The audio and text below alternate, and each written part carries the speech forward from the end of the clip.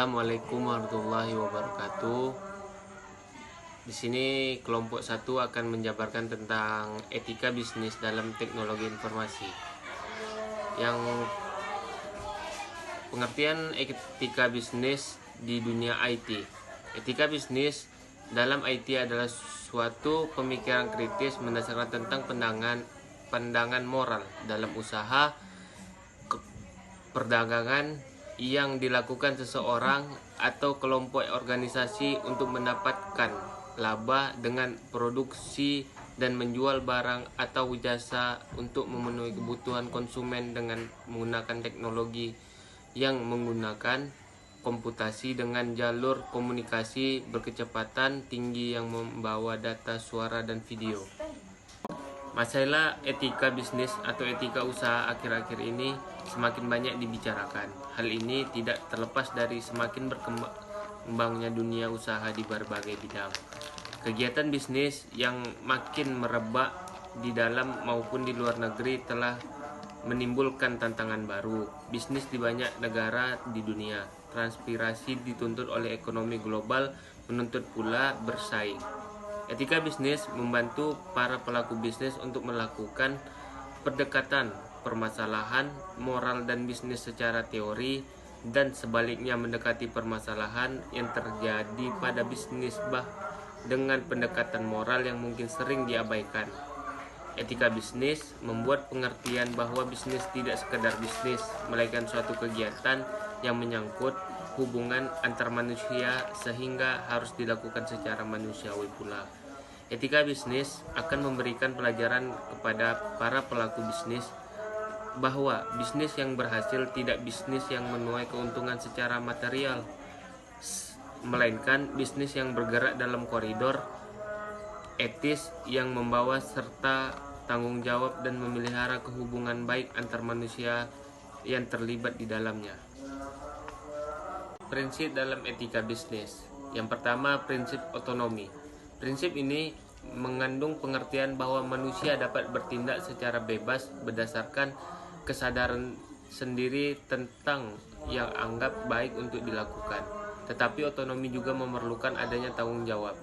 Yang kedua, prinsip kejujuran. Kejujuran adalah prinsip etika bisnis yang cukup penting karena menjamin kelancaran sebuah kegiatan bisnis. Yang ketiga, prinsip berbuat baik dan tidak berbuat jahat. Berbuat baik dan tidak berbuat jahat merupakan prinsip moral untuk bertindak baik kepada orang lain dalam segala bidang.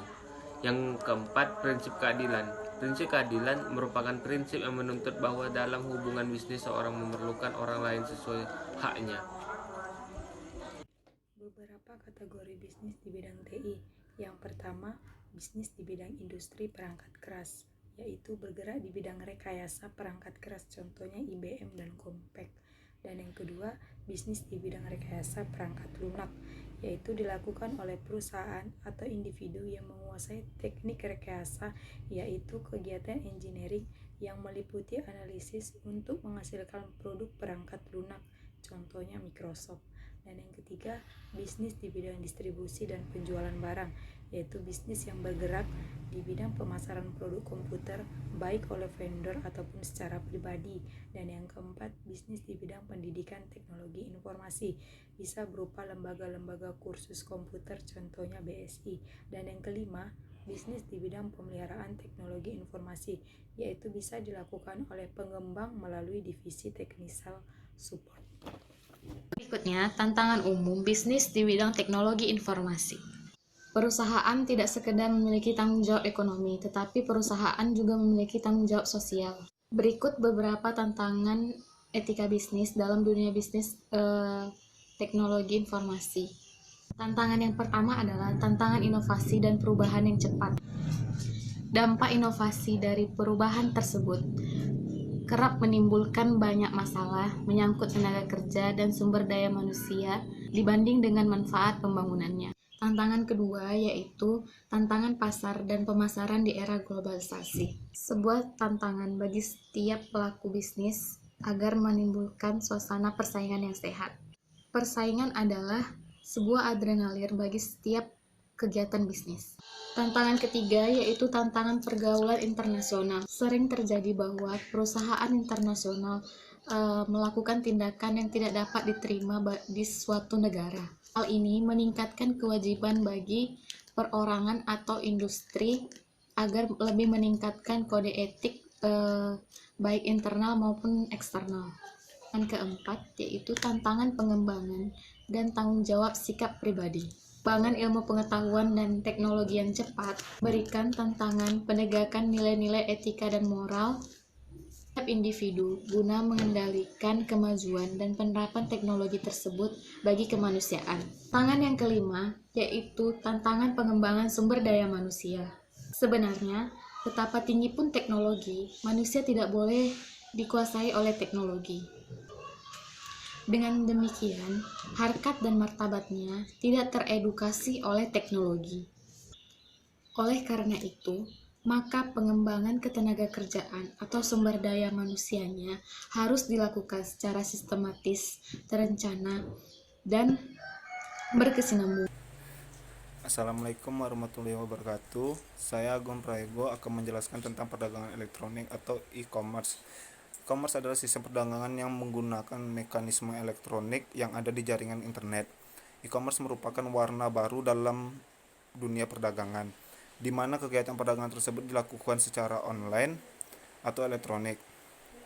Pembeli tidak harus datang ke toko dan memilih barang secara langsung, tetapi cukup melakukan browsing di depan komputer untuk melihat daftar barang dagangan secara elektronik. Pembayaran bisa dilakukan dengan menggunakan kartu kredit atau transfer bank, dan kemudian pulang ke rumah menunggu barang datang. Perkembangan yang sangat pesat dari sistem e-commerce tersebut antara lain disebabkan oleh 1. Proses transaksi yang singkat. Perubahan sistem transaksi tradisional ke sistem elektronik akan mempercepat proses transaksi tersebut. 2. Menjangkau lebih banyak pelanggan sebagai sistem yang berada di dalam jaringan global internet. 3. Mendorong kreativitas penyedia jasa e-commerce. Mendorong kreativitas dari pihak penjual untuk menciptakan informasi. 4. Biaya operasional lebih murah. E-commerce dapat menekan operational cost karena dapat dilakukan dengan biaya murah. 5. Meningkatkan kepuasan pelanggan. E-commerce dapat meningkatkan kepuasan pelanggan dengan pelayanan yang cepat dan mudah. Sekian presentasi dari kelompok kami. Assalamualaikum warahmatullahi wabarakatuh.